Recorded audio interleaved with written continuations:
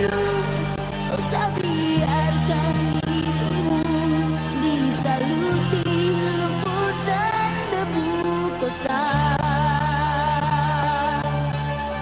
Permata biru, berhati-hatilah selalu, usah kau letakkan dirimu ke lembah hina. Permata biru, usah biarkan dirimu disaluti lumpur dan debu kota. Permata biru, berhati-hatilah selalu, usah kau letakkan dirimu ke lembah hina. Permata biru, usah biarkan dirimu disaluti lumpur dan debu kota. Permata biru.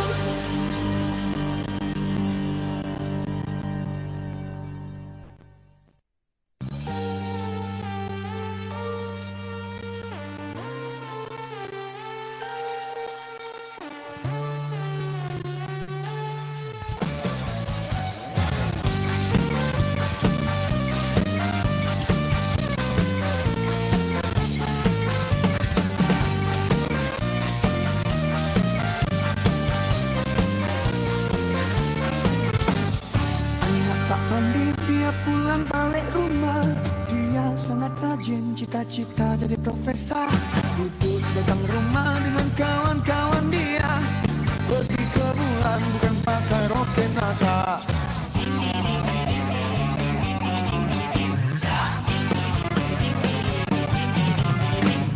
Lain diajar, lain pula yang dibawa. Salah sendiri, cikgu pula yang ditampar.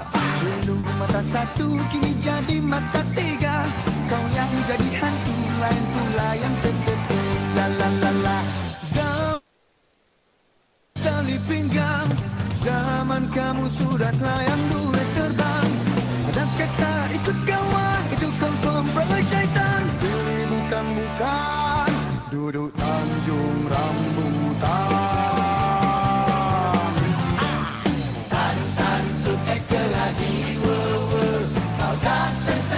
Melayang kepala, sap rokok tembakau Cina.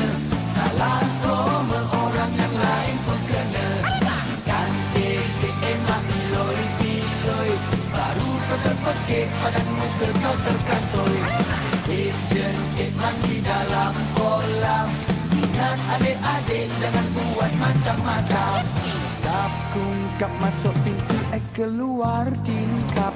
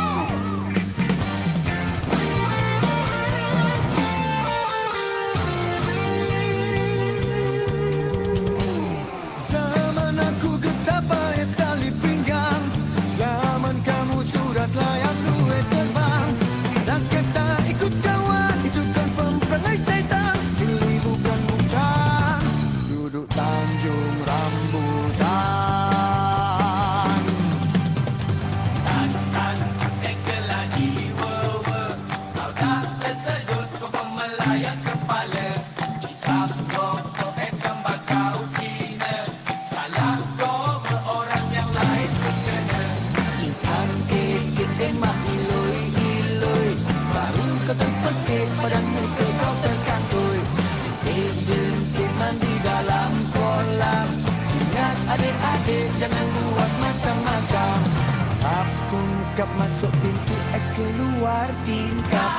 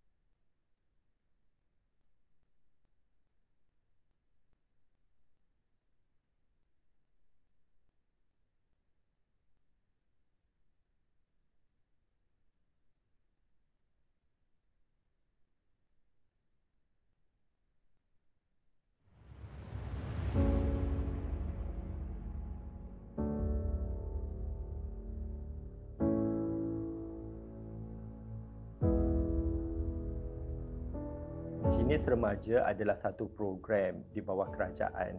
So Genius Remaja mengkhusus kepada usaha untuk memperkasa remaja-remaja berisiko ataupun remaja-remaja yang khususnya tinggal di kawasan flat PPR sekitar Ibu Kota Kuala Lumpur. Buat masa ini kita ada 4 buah PPR yang di bawah program Genius Remaja. Pertama sekali di PPR Pantai Ria, PPR Seri Pantai, PPA Desa Rejang dan PPR Kampung Muhibah.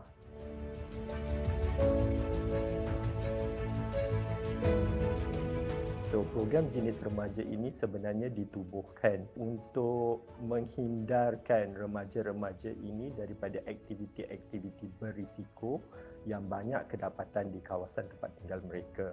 Ya, cuma bagaimana kita laksanakan ialah melalui program pengisian hujung minggu, melalui kelas-kelas yang berbentuk kemahiran. Ya, antara lainnya adalah program kek dan pastry, fotografi, vokal dan muzik, button badge dan program kecantikan.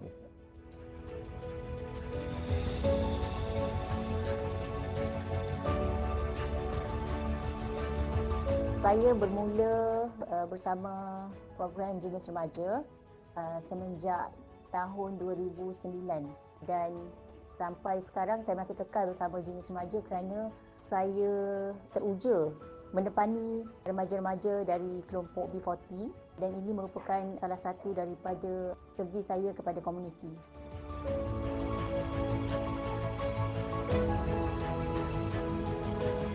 Sebagai seorang cikgu, mestilah kita rasa bangga bila student kita, pelajar-pelajar kita berjaya. We are here to assist.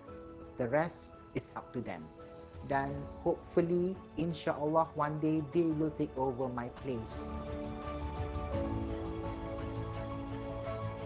I can never play any instruments before, but right after I joined, for maybe 6 months, slowly I can play guitar. I can play songs that I wanted before. I was like, oh, hebatnya orang tu main gitar. But now I can play my own songs. Okay, harapan saya of course saya amat-amat berharap bahawa remaja-remaja yang kita tangani ini mengambil peluang dan kesempatan ini sebagai satu kaedah untuk mereka memantapkan diri agar mereka mempunyai masa depan yang lebih cerah.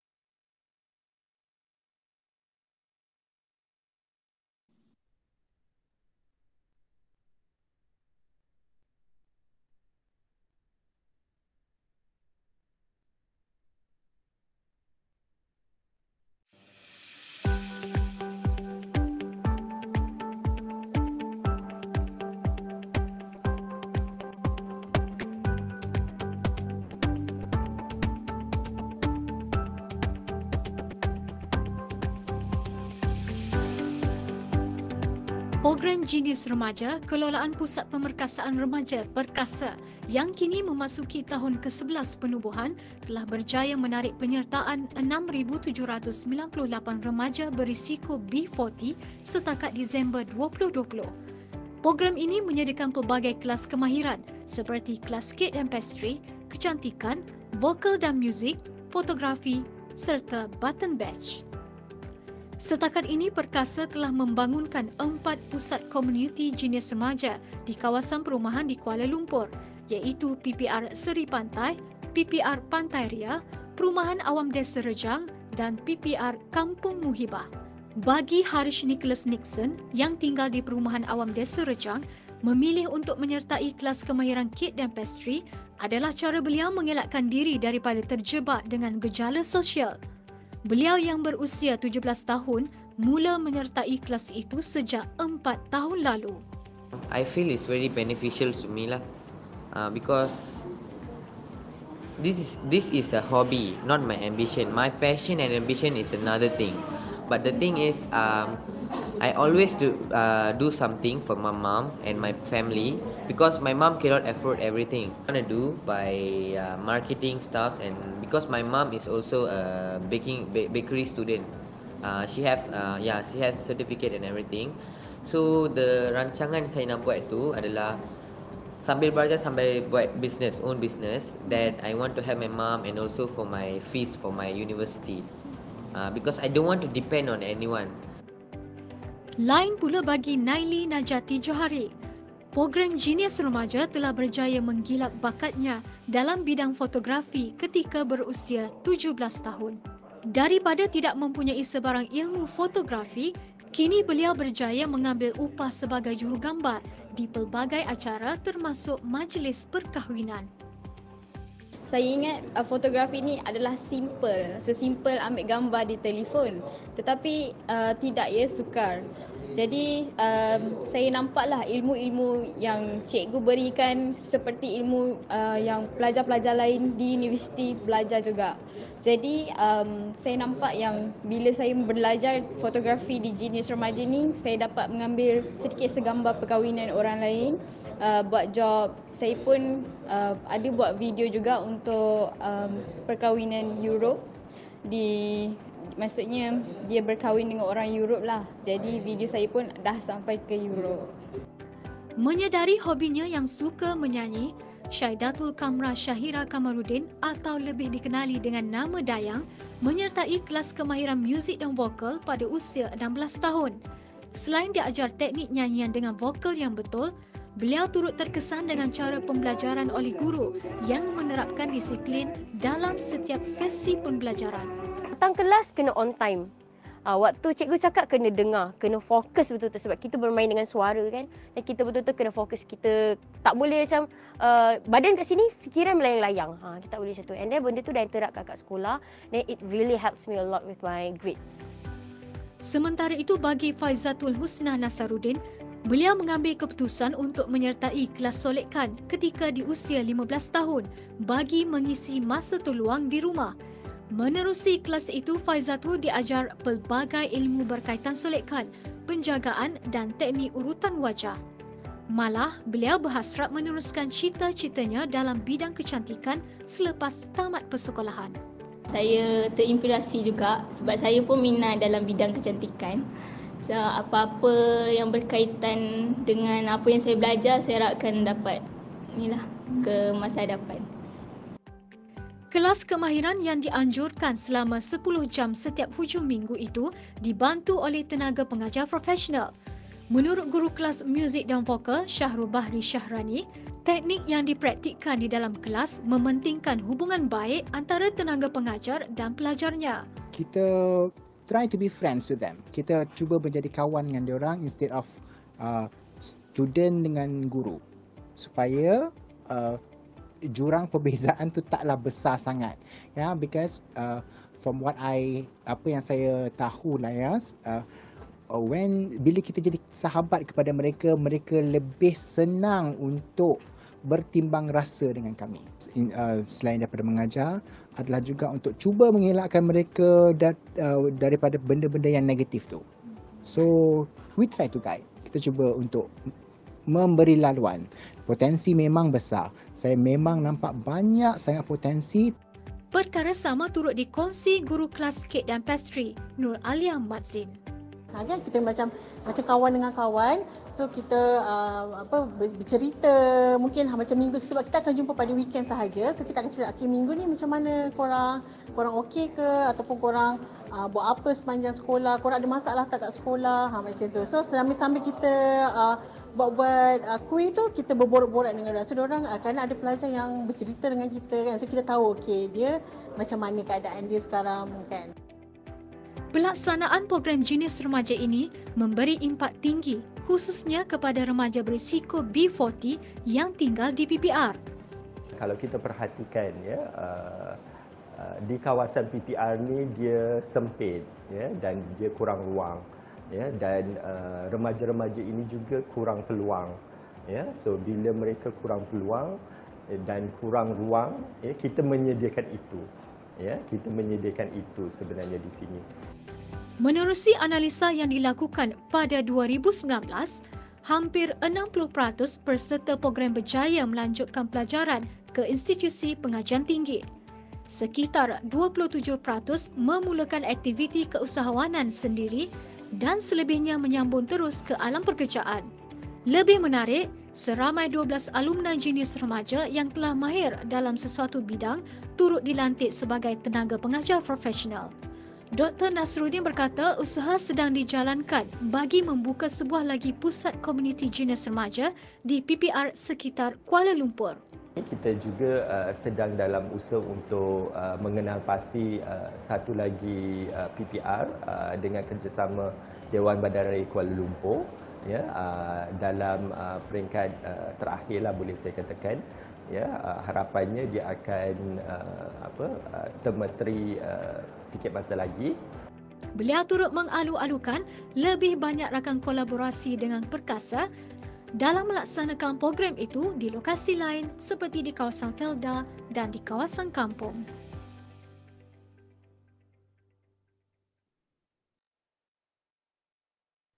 Assalamualaikum warahmatullahi wabarakatuh dan salam sejahtera. Apa khabar semua yang bersama-sama kita pada hari ini? Semoga ceria-ceria saja pada pagi ni. Saya tahu sedang bercuti, adik-adik semua sedang bercuti sekolah. Mana yang bekerja sedang bercuti sempena Hari Malaysia. Alhamdulillah baik. Okey.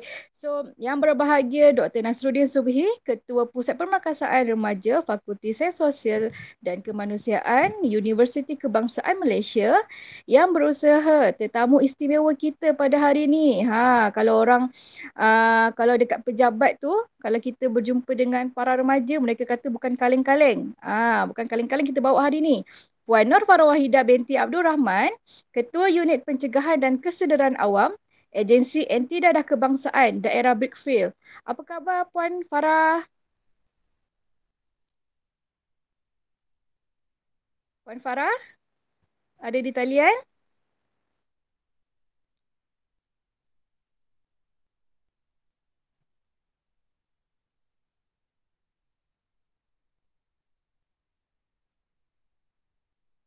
Kita masih tak mendengar suara Puan Farah ataupun saya yang tak mendengar.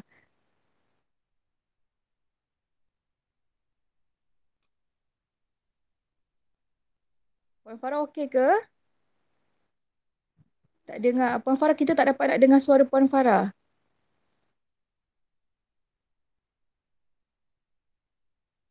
Kita masih menanti responnya daripada Puan Farah. Mungkin signal loss.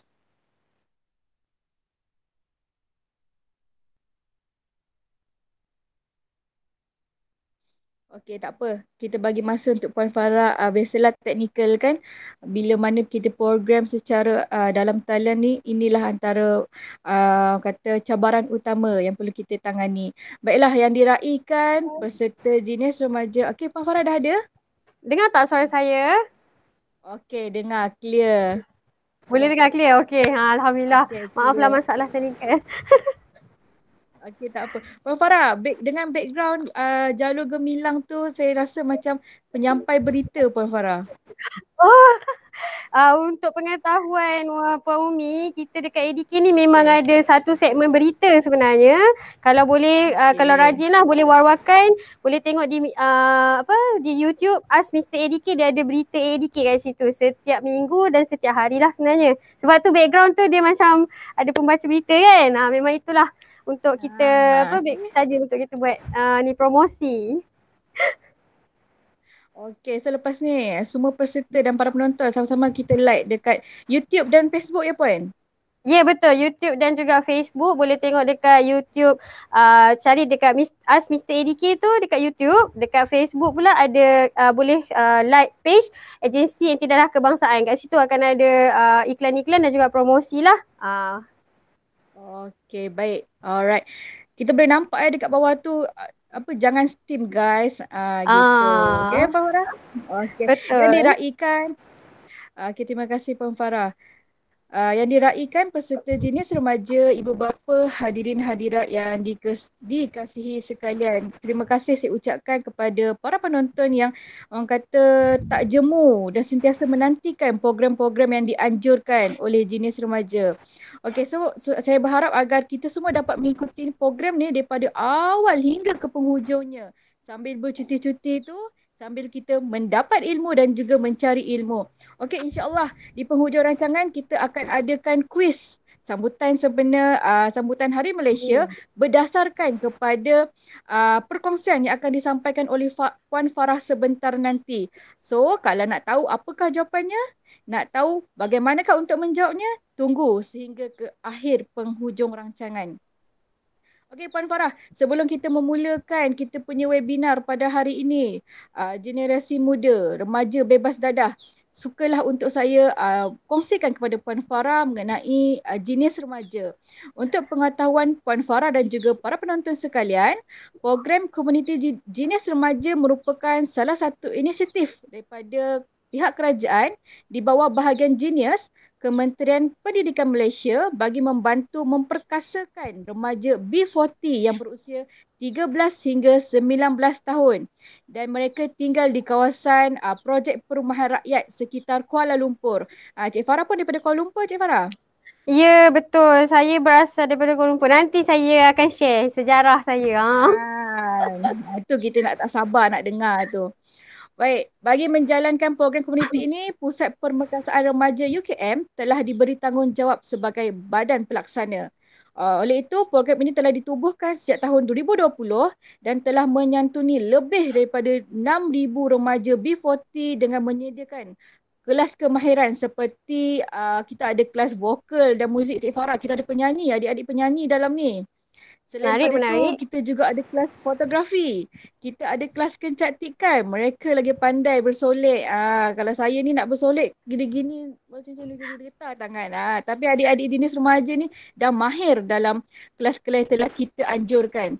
Selain tu, mereka juga ada kelas kek dan juga pastry dan kelas button badge.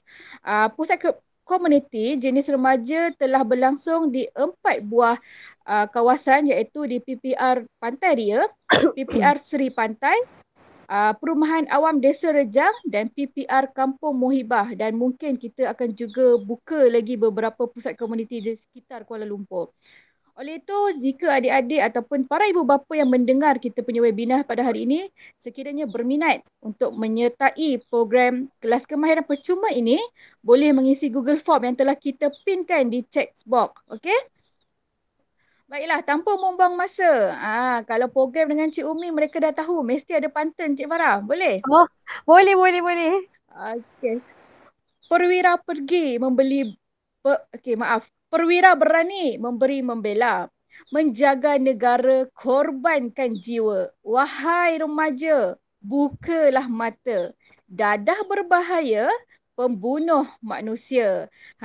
Jelas kat situ bahawa dadah ni sangat berbahaya dan boleh mendatangkan risiko sekiranya kita terdedah dengan kegiatan penyalahgunaan dadah.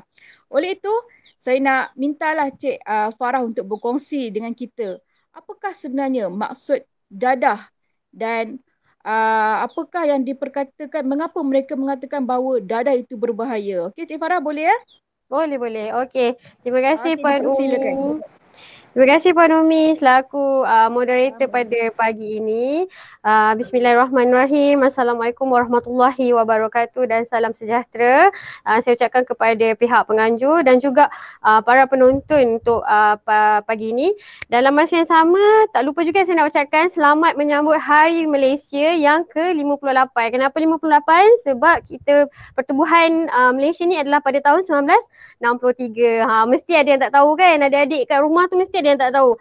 Sebenarnya Malaysia ni dah berusia 58 tahun. Kita merdeka 64 tahun tapi tertubuhnya Malaysia ni baru 58 tahun. Okey. Hari ni saya akan berkongsi berkaitan dengan remaja bebas dadah. Okey, tajuk yang diminta oleh pihak penganjur lah, yang mana katanya remaja ni adalah mereka yang berjiwa darah muda. Okey. Jadi tajuk saya diberi adalah remaja bebas dadah. Sebelum tu saya nak memperkenalkan diri saya terlebih dahululah. Okey.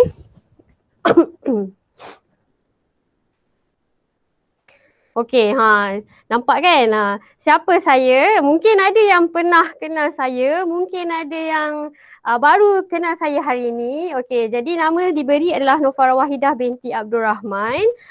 Bertugas di Agensi Anti Dadah Kebangsaan Daerah Brickfields, Wilayah Persekutuan Kuala Lumpur dan Putrajaya. Daerah Brickfields ini adalah di bawah Agensi Anti Dadah Kebangsaan Wilayah Persekutuan Kuala Lumpur. Dia di daerah lah yang mana kalau daerah ni daerah Brickfields ni dia sama level dia dengan IPD Brickfields. Okey. Jadi saya sebenarnya, Puan Umi ada tanya tadi berasal dari Kuala Lumpur ke? Ya, betul. Saya berasal daripada Kuala Lumpur. Kalau nak tahu saya membesar di mana, saya membesar di Bangsa sebenarnya. Bersekolah menengah pun di SMK Bangsa. Memang betul-betul anak jati Kuala Lumpur.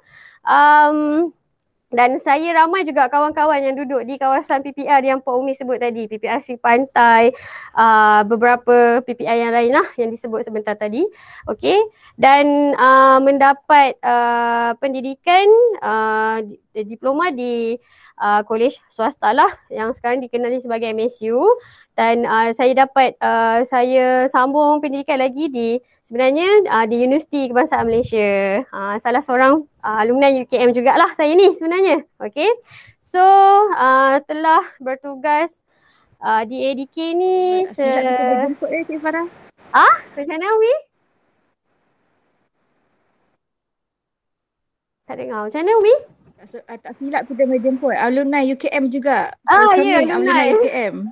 Betul, alumni UKM. So bila saya tengok surat jemputan yang pihak negeri hantar ni, pengarah hantar pada saya tengok UKM. So berbesar hati dan saya ucapkan terima kasih kerana menjemput saya untuk berkongsi pada hari ni lah. Jadi telah bertugas di ADK ni baru 13 tahun. Kenapa saya cakap baru?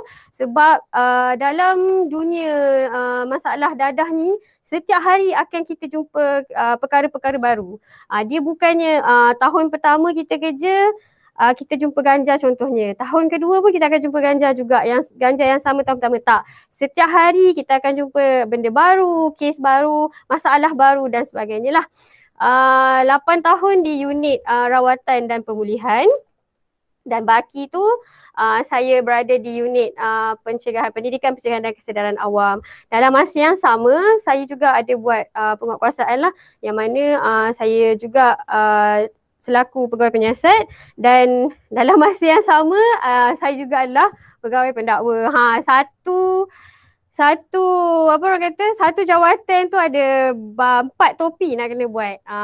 Ada CJ pegawai pemulihan, okey, ada juga CJ pegawai penyiasat, ada juga CJ pegawai pendakwa. Jadi 3 topi tu nak kena buat mengikut situasi dan keadaan. Itulah saya sebenarnya, okey. Tapi sekarang ni saya dah menetap di Seremban. Jadi saya berulanglah Seremban KL dan KL Seremban. Okey. Okey. Next tadi kita dah tengok siapa saya. Yang ni ada sedikit kata-kata lah. Okey. Saya ambil daripada Benjamin Franklin. Dia kata an ounce of prevention is worth a pound of cure. Maksudnya kat sini prevention tu lebih bernilai daripada pemulihan. Okey. Next. Okey. Kita pergi kepada apa itu AADK? Apa itu Agensi Anti Dadah Kebangsaan? Ada orang yang dia sebenarnya tak kenal pun AADK ni apa. Ada tak agak-agak yang tak tahu? Puan Umi sebelum ni pernah tahu ataupun dah atau baru tahu atau macam mana? Alhamdulillah saya tak tahulah sedikit sebab menjalani internship di AADK daerah Hulu Langat. Oh, okey. Internship kat daerah Langat, tahniah lah. Okey. So, bila kita tengok perkataan depan tu agensi, biasanya bila saya sharing dengan mana-mana komuniti, kelompok, dia akan kata swasta ke? Bawah pemadam ke? Dia confuse dengan pemadam. Okey. Sebenarnya agensi Dadah Kebangsaan ni, ADK ni adalah di bawah Kementerian Dalam Negeri. Okey, satu badan kerajaan, dan kami bukanlah di bawah pemadam. Pemadam adalah satu badan NGO. Okey, satu badan NGO yang mana dia bekerjasama dengan ADK dalam membantu dari sudut program-program pencegahan dan juga program rawatan dan pemulihan. Okey, misi ADK ni sebenarnya nak masyarakat Malaysia ni bebas dari dadah. Kita tak nak ada pun rakyat Malaysia ni yang terlibat dengan penyalahgunaan dadah, dan visi kita lah agensi utama yang memerangi dadah lah. Okey, saya bergerak-gerak sikit.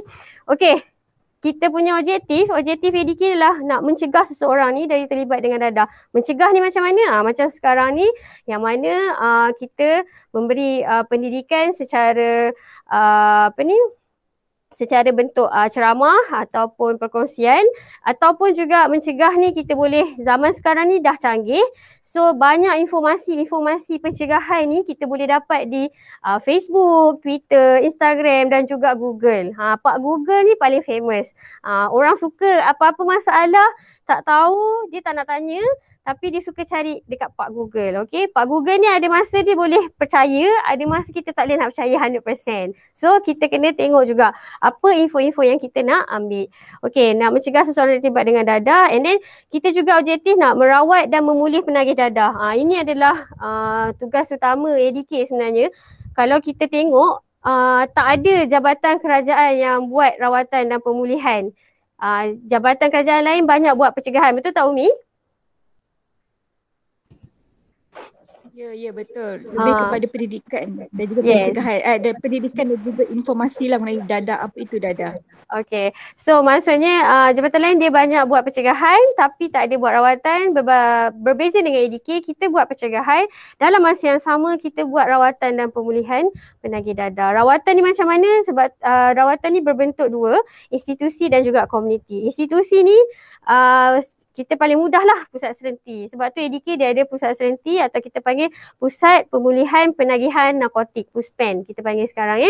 Okey, itu dalam institusi. Dan rawatan yang kedua kita buat adalah dalam komuniti. Dalam komuniti ni maksudnya every month dia kena datang untuk menjalani program, sama ada sesi kaunseling ataupun kaunseling individu ataupun kaunseling bersama keluarga ataupun juga program-program yang dianjurkan oleh pihak kerajaan. Okey. Kemudian kita ada objektif yang ketiga adalah mencegah penagihan semula. Mencegah penagihan semula ni maksudnya untuk mereka yang kita sebenarnya kita dah kata dia dah pulih. Okey, tapi untuk mengelak dia daripada terlibat semula, kita akan panggil dia untuk sesi program pencegahan penagihan semula, relapse prevention lah kita kata. Okey, kemudian yang terakhir objektif adalah membantras bekalan pengedaran dan penyalahgunaan dadah. So ADK sendiri pun ada juga buat penguatkuasaan yang mana kita bantu pihak PDRM juga untuk membantras bekalan pengedaran dan penyalahgunaan dadah. Okey, strateginya ada 4 juga, iaitu menghapus permintaan dan bekalan dadah dalam negara melalui yang tadilah pencegahan, rawatan pemulihan, penguatkuasaan dan kerjasama antarabangsa. Kerjasama antarabangsa ni ADK selalu bekerjasama, berkolaborasi dengan negara-negara luar untuk membantras masalah dadah ni. Sebab kalau adik-adik dan juga tuan-tuan perempuan nak tahu, dadah ni sebenarnya adalah musuh nombor 1 negara. Cuma sejak kebelakangan ni, kebelakangan ni lah, bermula tahun lepas yang mana kita ni tengah dilanda wabak COVID-19, jadi orang dah tak nampak dah masalah dadah ni. Masyarakat kita nampak COVID ni adalah paling utama. Sebenarnya dia seiring. Okey, dia seiring. COVID pun kita kena bantras, dadah pun kita kena bantras. Okey. Okey, next. Okey, tadi Puan Umi tanya, apa itu dadah sebenarnya? Apakah yang dikatakan dengan dadah? Okey. So sebelum saya nak pergi ke apa itu dadah, tadi saya dengar pihak penganjur ada pasang lagu dari Flow 88, tapi dia pasang lagu je. Saya nak share lah video Flow 88 ni. Mungkin teknikal boleh share jap video tu. Sekejap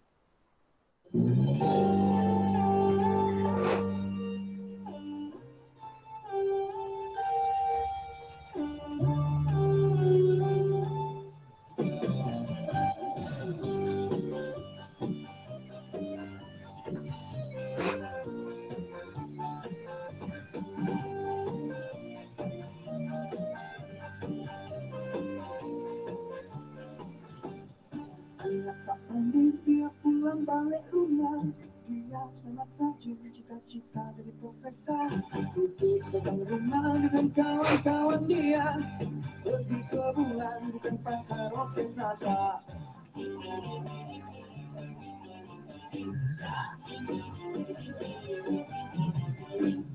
Lain ajar, lain pula yang dibawa, sana sendiri ceruk pula yang ditempat. Pada satu jadi mata tiga, kau yang jadi satu, lain pula yang tertentu.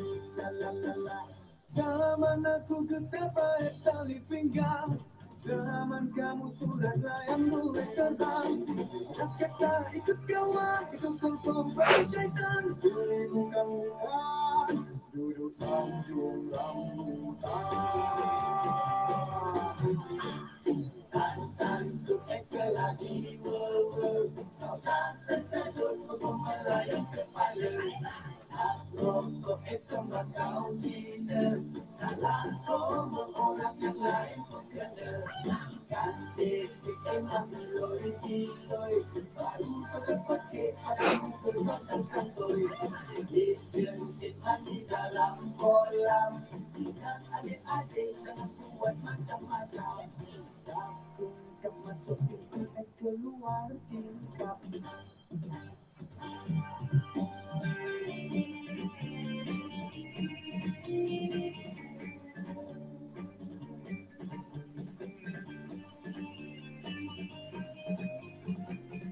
Berapa minit Azri? Lagu ni berapa minit? Lagu ni berapa minit? Lagu ni berapa minit?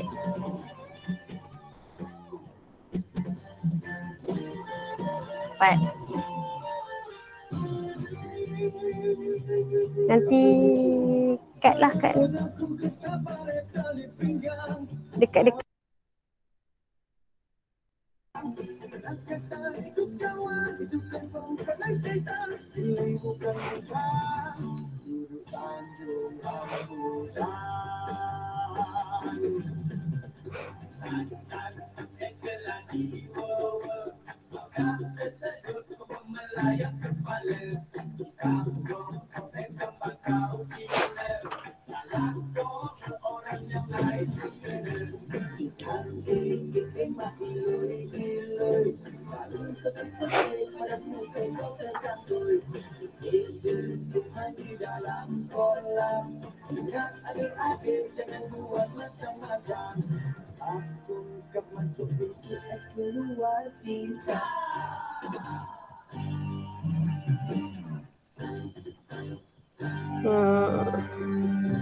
Okay dah.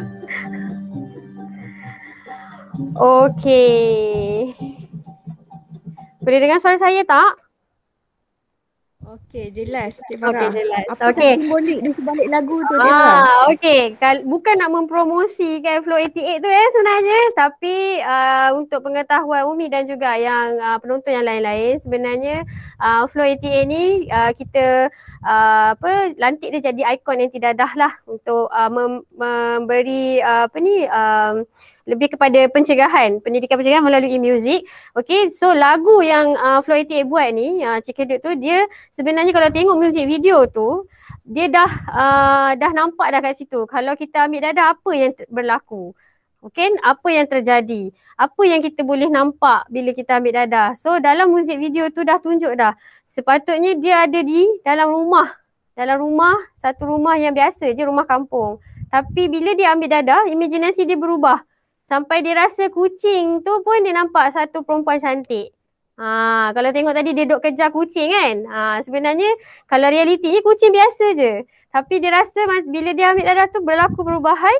Dia nampak kucing tu adalah seorang perempuan yang cantik untuk dia kejar. Okay, so kita akan pergi tengok definisi dadah tu apa sebenarnya. Apa itu dadah yang sebenarnya. Okay, definisi dadah tu, berlari sikit ke sini. Okay, dadah adalah bahan atau kimia yang berbahaya kepada individu yang menggunakannya kerana dia akan mengubah cara minda dan juga tubuh manusia berfungsi.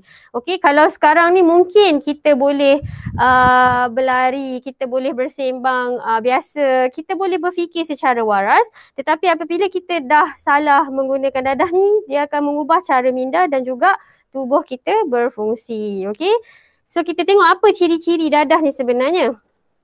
Okey, ciri-ciri dia sebenarnya yang pertama mempunyai kesan paling ketara ke atas sistem saraf pusat iaitu otak kita dan juga saraf tunjang. Saraf tunjang tu kat mana?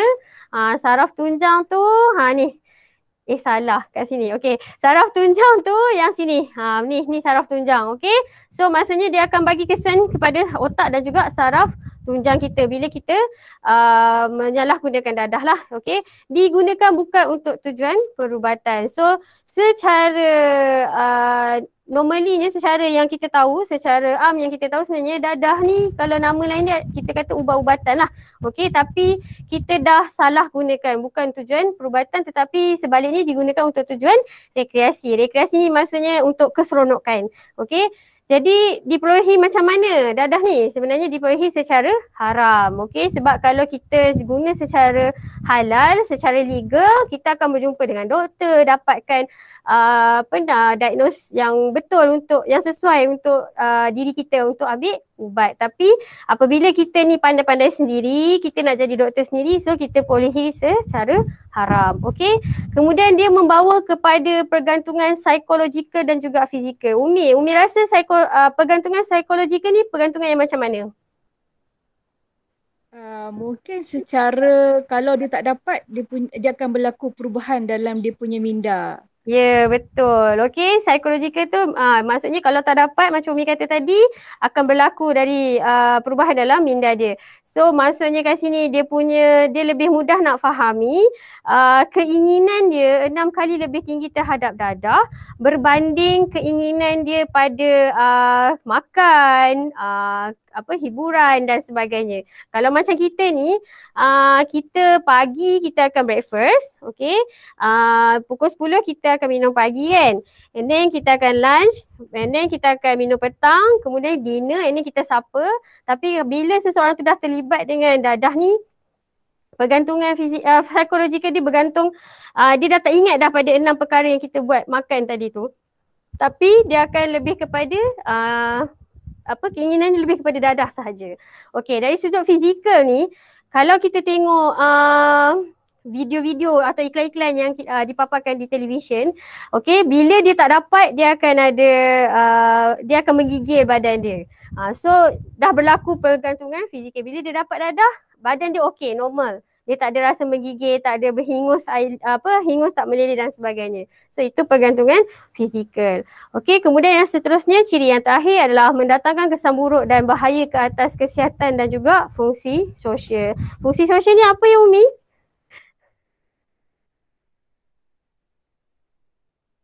Fungsi sosial. Okey, mungkin fungsi sosial ni dia melibatkan perhubungan dia sama ada dengan keluarga, komuniti dan juga di persekitaran dia lah. Yes, betul. Exactly. Okay, so bila seseorang ni terlibat dengan dadah, dia punya fungsi sosial ni mati. Dia tak berminat nak berkomunikasi dengan orang, dia tak berminat nak saling menyapa jiran-jiran. Kalau dalam kelompok, contohlah kita ada buat kenduri ke apa, dia tak akan berminat nak pergi. Ataupun program macam contohlah kalau sebelum ni kita boleh bersemuka, so kalau program bersemuka ni dia tak minat. Dia lebih prefer duduk sorang-sorang, duduk bawah jambatan, duduk dalam bilik gelap. Itu dia punya ciri-ciri bila seseorang tu dah terlibat dengan dadah. So fungsi sosial dia akan mati. Okay, so kita pergi next. Kita akan tengok apakah seterusnya. Okay, yang seterusnya adalah kita tengok jenis-jenis dadah dan juga kesan dia. Okay, kita tengok satu persatu. Okay.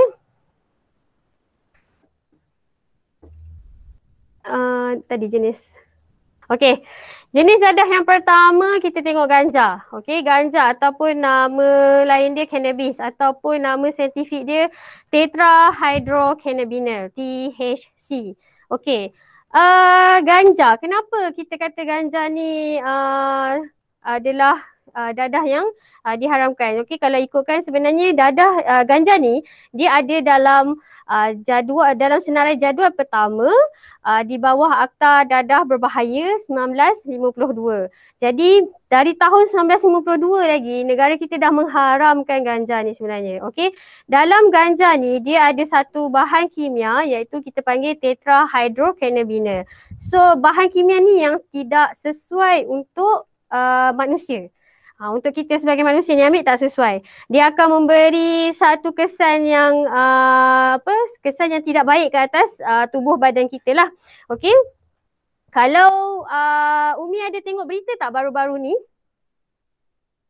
Yang kes kereta Triton Okey ada. Okey, dia berlawan arus dekat highway dan menyebabkan kematian. Menyebabkan kematian. Okay. Yes, 2 orang kematian. Baca tak yang last kali apa yang dia punya pemandu ni sebenarnya ada masalah apa? Positif. Dia positif apa? Positif dadah. Okey, positif dadah dan dadah tu adalah jenis ganja. Okey, itulah kita kata sebenarnya dia berbahaya dan boleh menyebabkan bukan sahaja merosakkan diri kita tetapi boleh merosakkan orang di sekeliling kita. Okey, kalau kita kata ada juga yang saya pernah dengar sebelum ni, dia cakap ganja ni dia tak ada gian, dia tak ada withdrawal. Salah dia ada, cuma dia ada gian bila kita ambil, cuma dia tak seteruk gian dia seperti dadah jenis yang lain. Sebab tu orang akan kata tak apa ambil ganja. Sebenarnya sama je, dia tetap ada gian. Sebab apa saya kata dia tetap ada gian? Apabila kita mengambil dadah-dadah ni secara berulang-ulang kali, bermaksud ada withdrawal symptom dalam diri kita selepas kita ambil dadah tersebut. Okey, so kesan orang ambil ganja ni, kalau sebelum ni dia pendiam, dia akan jadi seorang yang banyak cakap. Okay. So kalau sebelum ni dia akan buat seseorang tu rasa seronok, rasa euforia dia tu sangat tinggi lah. Okay. Kemudian dia akan ada kalau jangka masa panjang, kesan jangka masa panjang dia boleh mengakibatkan masalah mental. Dia bukan on the spot terus dapat mental macam dadah jenis lain, tapi dia ambil masa, kesan jangka masa panjang sekiranya pengambilan tu adalah secara kerap. Okey, saya baru-baru ni ada ADK Briefing ada buat satu operasi, okey, operasinya aduan. Kita dapat tahan 2 orang remaja perempuan, okey, 2 orang remaja perempuan yang mana seorang ni dia ada masalah depression. Okey, dia ada masalah depression. Masalah depression ni memang doktor dah diagnose dan dia memang ada ambil ubat depression lah. Okey. Tapi bila kita tanya, saya sendiri interview dia. Saya tanya, kenapa awak ambil ganja ni sedangkan awak dah ada ubat depression? Okey, dia kata ubat depression yang dia dapat tu tidak membantu dia untuk tidak membantu masalah depression. Dia masih dengar dalam kepala dia, kau ni useless lah, kau ni tak guna lah. Dia masih dengar dalam kepala dia. Jadi bila dia ambil ganja, benda tu senyap. Dalam otak dia tak berbunyi apa-apa. Itu yang dia ambil ganja, dia kata. Tapi sebenarnya dia tahu bila dia kerap ambil ganja tu memberi kesan juga kepada diri dia. Dia ada satu masalah yang kita kata paranoid lah. Paranoid ni maksudnya contoh macam kita tak bercakap tentang dia, kita tak bersembang tentang dia dan tak bahasa pasar dia kita kata mengumpat lah. Kita tak mengumpat tentang dia, tapi dia punya perasaan tu rasa macam orang mengumpat dia. Dia sendiri yang cakap lah ni remaja ni sendiri yang cakap dia alami. Halusinasi ke tu Farah? Lebih kurang lah, dia lebih kurang seperti halusinasi. Okey. Tapi sebenarnya benda tu kalau kata dia ikut dia ambil ubat depression tu dengan cara yang betul, tidak kita panggil sulam Umi kalau kita ambil benda lain ni. Kalau kita tak sulam dengan dadah, dia tak akan berlaku lah sebenarnya. Dan depression dia tu akan slowly akan sembuh lah. Tapi disebabkan dia berjumpa dengan rakan yang salah, jadi dia telah terlibat dengan dadah ganja ni untuk untuk cover, katanya untuk cover depression, tapi sebenarnya tak membantu. Sebenarnya dadah ganja ni akan memberi depression lagi pada diri dia. Okey. So kalau kata orang yang hisap ganja ni boleh hidup normal seperti biasa, tak, kita dah nampak pun. Dah ada bukti, okey, dah ada bukti bila ambil secara berlebihan, okey, akan membahayakan diri sendiri dan juga orang ramai dan menyebabkan kematian yang aksiden yang dilanggar di jalan melawan arus, menyebabkan 2 orang meninggal. Okey, so ganja ni pun berbahaya. Sebenarnya kalau kata dari sudut Ada yang kata boleh buat perubatan, sebenarnya tunjukkan dia kena dapatkan permohonan. Okey, dia kena mohon untuk buat mohon dengan pihak berwajib untuk buat kata kajian mengatakan yang ganja ni boleh dibuat ubat-ubatan. Tapi setakat hari ni saya belum dapat lagi pembuktian ada orang yang mohon untuk buat kajian. Okey. So kalau kita kata yang boleh mengubati penyakit tu tak ada sebenarnya. Okey, tak ada. Sebab tetrahydrocannabinol ni dia tidak sesuai untuk tubuh badan manusia. Okey, seterusnya kita pergi pada dadah jenis kategori bawah ni opiat. Okey, kategori opiat ni bawah dia adalah heroin dan juga morfin. Okey, kalau tengok gambar ni berbentuk serbuk seperti tepung gandum. Okey. Okey. Bawah opiat ni ada heroin dan juga morfin. Sebenarnya heroin dan juga morfin ni kalau dari sudut perubatan digunakan untuk ubat tahan sakit. Tapi itulah macam saya cakap, kita ni kadang-kadang ada antara kita ni keinginan untuk keinginan nak tahu sesuatu tu lebih tinggi. Okey, menyebabkan kita ambil tidak mengikut dos ataupun tidak mengikut spesifikasi yang sebetulnya. Okey. Jadi kategori opiat ni di bawahnya ada heroin dan juga morfin. Okey, macam mana terbentuknya heroin dan juga morfin ni tadi? Terbentuknya serbuk ni tadi. Okey. Heroin dan morfin ni kalau kita nak dapat dia, sebenarnya dia daripada pokok bunga popi. Okey, pokok bunga popi yang mana getahnya tu diambil, diproses menjadi candu dan daripada candu tu diproses menjadi heroin dan juga morfin. Okey. So, apa yang berlaku bila seseorang tu ambil dadah jenis heroin dan morfin? Okey, berlaku perubahan dari segi tubuh badan dia, otot-otot akan mengecut, okey. Fikiran dia bercelaru, okey. Dia akan kurang selera makan, mata berair, hidung beringus dan sebagainya lah. Okey, dan cara pengambilan opiat, cara pengambilan heroin dengan morfin ni ada dua. Satu menggunakan jarum suntikan, satu lagi secara chase lah. Chase tu kalau nampak sudu ni kita panggil dia dapur.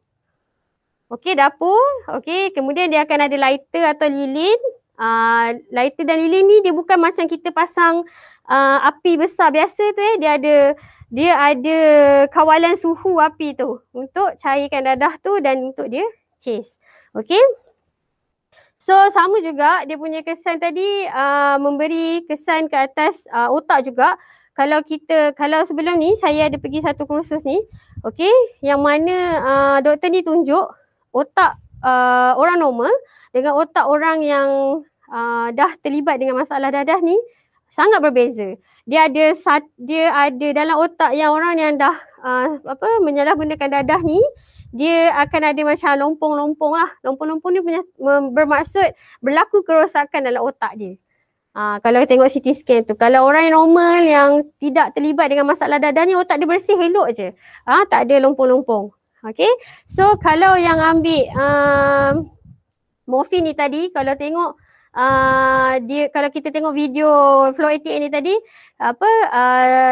dia kata macam naik ke bulan,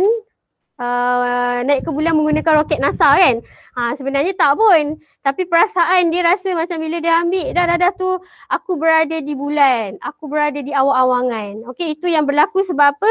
Dia dah ambil secara berlebihan dan dadah tu dah touch dekat transmitter punya dalam otak ni, tak sesuai dengan dia punya sepatutnya dia touch transmitter morfin sahaja, tapi sebabkan dia ambil dah berlebihan dan bukan untuk kegunaan sakit tadi, so dah beri efek pada semua keseluruhan otak dia. Okey. Seterusnya kita tengok Puan Farah. Ya, saya. Ada yang bertanya bahawa dalam air pun morfin tu memang ada ke macam mana? Sejenis air? Morfin tak ada sejenis air. Dia ada dalam sebuah minuman ke? Tak ada dalam minuman, tak ada. Dia takkan ada dalam minuman. Oh, ada soalan dekat chat box ke? Ya, betul. Ada soalan okey. Soalan dia macam mana tu, Mi? Bukankah dadah jenis morfin itu ada dalam sesuatu minuman? Oh tak ada, dia tak ada dalam bentuk minuman. Dia bentuk cecair ada tapi bukan dalam bentuk minuman. Bentuk minuman tak ada. Okey? Cuma dia dicairkan and then dia boleh menggunakan jarum suntikan ataupun menggunakan kaedah chase tadi tu. Chase tu maksudnya dia bakar and dia akan keluar asap. So dia sedut asap tu lah. Okey? Melalui sedutan morfin tu? Morfin tu adalah melalui sedutan lah kiranya. Ya, melalui sedutan. Sedutan dan juga injection lah, jarum suntikan tadi. Okey, sebab dia perlu suntik di kawasan yang ada urat. Contoh macam kat leher, dekat lengan. Okey, kalau worst sekalipun, last kali part dah, katalah leher pun dah tak ada, lengan pun dah hancur, kaki pun dah hancur. Kalau penangkis tu lelaki, dia akan suntik dekat kemaluan dia. Tu yang terakhir, last. Kat situ ada urat yang boleh dia suntik kan. Okey. Seterusnya kita tengok. Okey, kita tengok ni, syabu. Yang atas ni. Okey, syabu atau nama lain dia methamphetamine. Okey. Kalau kita tengok dia punya gambaran tu seperti berbentuk kristal macam garam kasar. Tapi ni bukan garam kasar ya. Ini syabu. Okey. Dia berbentuk seperti itulah. Okey. Yang mana kalau nama saintifik dia methamphetamine. Kalau dengar dekat berita ke kat mana-mana dia akan cakap telah merampas sejumlah 1.3 juta methamphetamine. Inilah dia methamphetamine tu. Okey, yang berbentuk kristal. Kemudian nama lain dia, nama jalanan dia yang lain adalah syabu.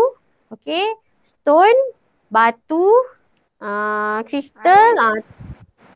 Ya Umi? Kalau ais? Itu ais, sama lah.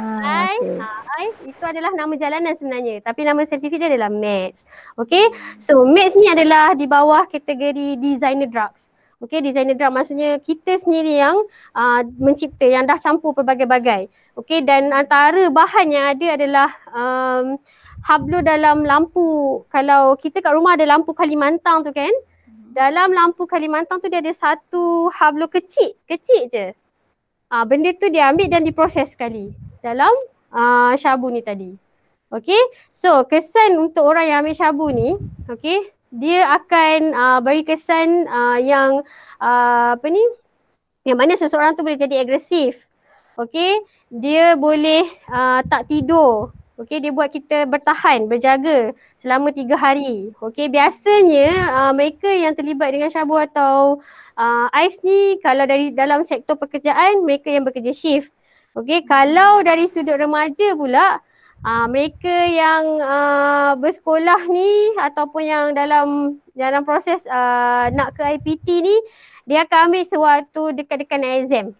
Dengan alasan contohnya nak study lewat malam. Okey, sebenarnya dia tak membantu pun. Lebih baik you tidur. Kalau tanya saya, lebih baik awak tidur, rehatkan minda, esok pergi jawab exam, jawab je exam apa yang awak tahu. Sebab apa syabu ni dia tak membantu. Sebab bila kita tak rest, bila kita tak rehat, bila kita tak tidur, otak kita tak boleh nak bekerja dengan baik sebenarnya. Otak kita pun letih. Sebab tu Allah jadikan siang dan juga malam. Waktu siang lah kita bekerja, waktu malam lah kita rehat. Okey, so bila kita tak tidur dalam tempoh 3 hari, 72 jam, adakah otak kita mampu untuk berfikir dengan waras?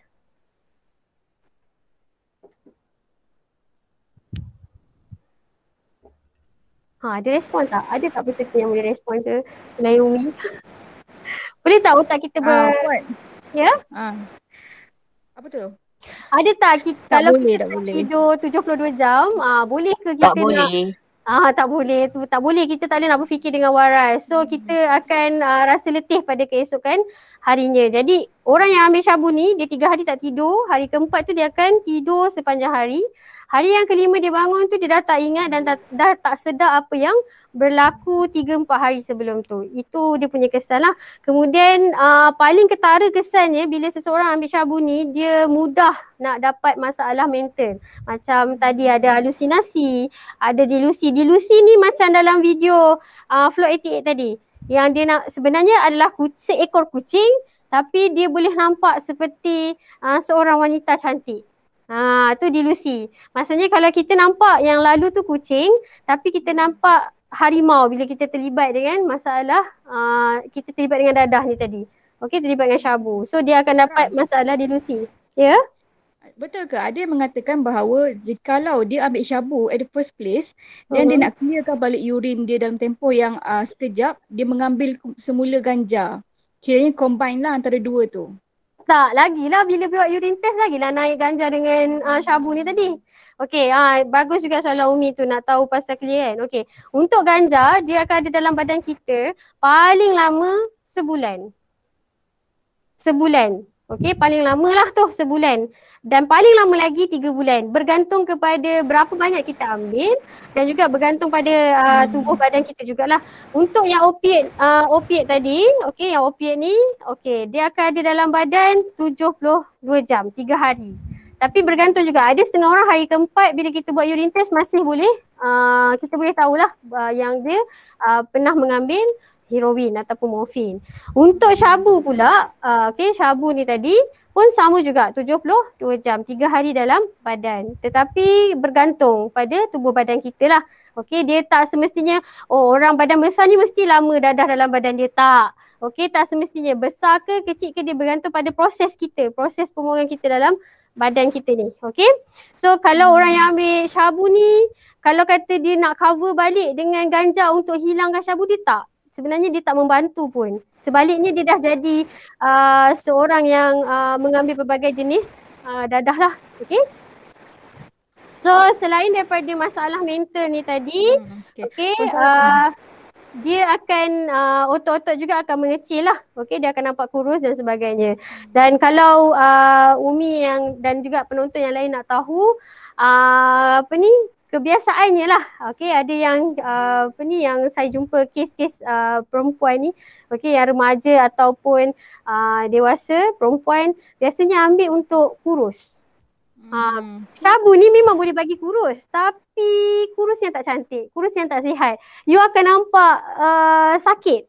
Okey, memang dia boleh bagi kurus tapi akan memberi kesan ke atas tubuh badan kita lah, terutamanya otak kita ni. Okey, so kalau macam ganja dengan morfin, dia beri kesan leher ke bawah. Maksudnya dari sudut kita punya saraf tunjang ni tadilah. Okey, kalau macam syabu, ekstasi, pikuda dan sebagainya, leher ke atas. Maksudnya dia terus direct ke otak. So dia terus merosakkan otak kita. Okey. So saya tengok macam ada soalan.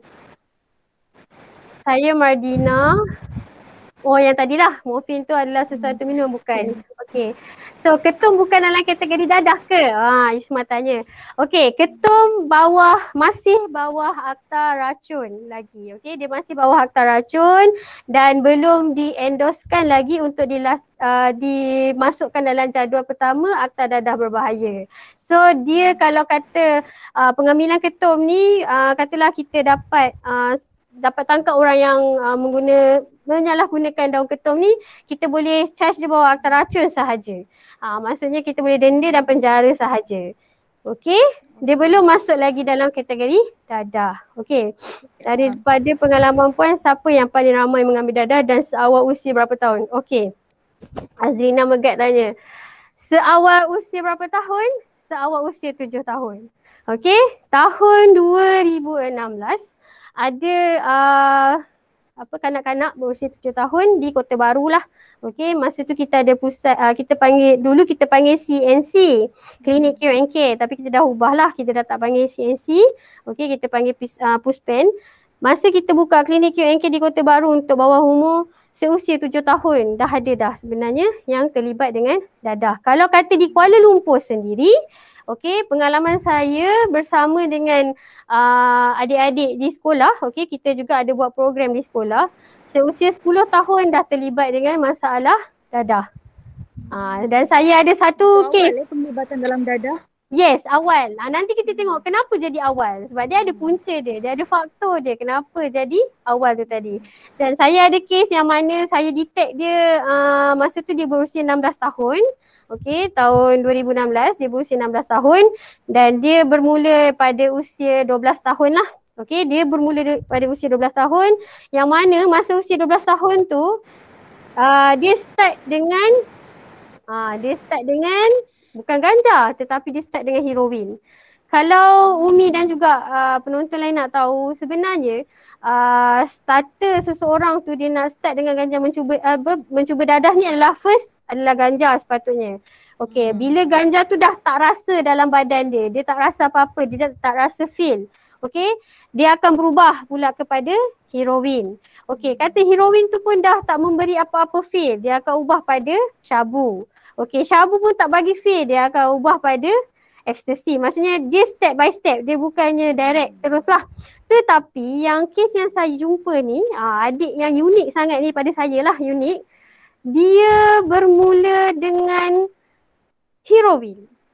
Dia bermula dengan heroin. Memang rare lah adik ni. Rare, saya guna perkataan rare. So dah kata melangkau satu tingkat Yes, dia melangkau satu tingkat. Okey, dia melangkau satu tingkat. So bila kita siasat lagi, kita tanya lagi, kita temu siasat lagi, rupanya masa saya jumpa dia 16 tahun. So umur dia 12 tahun dia dah start dengan heroin. And then dia berubah-ubah sampai umur 16 tahun tu dah macam-macam jenis dadah dia ambil. Dia memang pada saya dia sangat rare sebab usia dia sangat muda, tapi dia dah terjebak dengan pelbagai jenis dadah. Tapi alhamdulillah sebab kita detect dia awal masa umur dia 16 tahun. So tahun 2019 dia jumpa saya, dia dah ada, masa tu dia baru tamat college community. So sebab kita detect dia awal. Kalau tanya saya yang pernah duduk dalam rawatan pemulihan, sekiranya seseorang tu terlibat dengan dadah dan kita dapat kesan dia awal, so insyaAllah kita boleh bantu dia untuk berhenti dari penyalahgunaan dadah tersebut lah. Okey? Okey, Cik Farah, apakah kategori gum combat itu? Gum combat, okey, gum combat ni dia bawa inhalant. Inhalant ni maksudnya okey, gum tu dimasukkan dalam plastik, okey, kemudian dia sedut. Dia sedut bau gum tu. Dan terus masuk ke otak lah. Tapi macam gum, macam benda-benda yang di bawah kategori inhalant ni, kita tak boleh nak letak di bawah akta dadah sebab dia adalah kegunaan yang kita guna harian. Contohnya lah macam gum sendiri, okey, kebiasaannya yang orang akan beli adalah gum kasut tu lah. Dia murah je. Okey, gum kasut tu murah. Katalah kita tahu ada pengusaha yang membaiki kasut. Okey, membaiki kasut. Kalau kita letak gum bawah akta dadah, orang-orang yang pengusaha membaiki kasut dan kita sendiri kadang-kadang nak menggunakan gum ni, terpaksa mohon lesen. Dapatkan lesen kebenaran, baru kita boleh guna gum tu. So dia banyak kesan lah bila kita nak letakkan gum ni bawah akta dadah. Sebab tu kita hanya boleh kontrol dari sudut penjualan. Mungkin orang-orang yang kat kedai ni dia boleh tengok lah.